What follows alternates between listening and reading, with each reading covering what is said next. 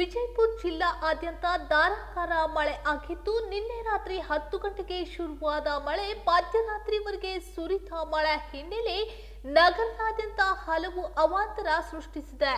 ಗುಡುಗು ಸಿಡಿಲು ಸಹಿತ ಭಾರಿ ಮಳೆಯಿಂದಾಗಿ ರಾಮನಗರ ಹಾಗೂ ಗಣೇಶ್ ನಗರದಲ್ಲಿ ಮನೆಗಳಿಗೆ ನೀರು ನುಗ್ಗಿದ ಹಿನ್ನೆಲೆ ಜನ ಪರದಾಟ ಅನುಭವಿಸುತ್ತಿದ್ದಾರೆ.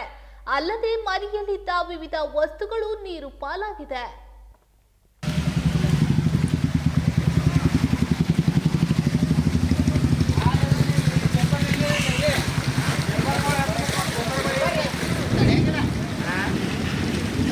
ಬಾಕ್ಲ ಯಾರು ನೀರು ತೆಗೆದೇನದು ಇಲ್ಲ ನಾವು ಬಂದೇ ಇಲ್ಲ ಕಡೆ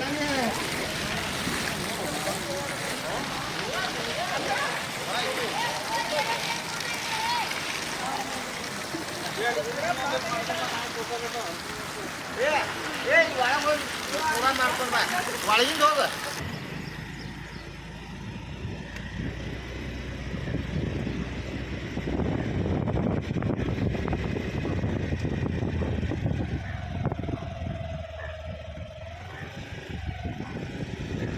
ಮಳೆಯಿಂದ ತತ್ತರಿಸಿದ ಜನ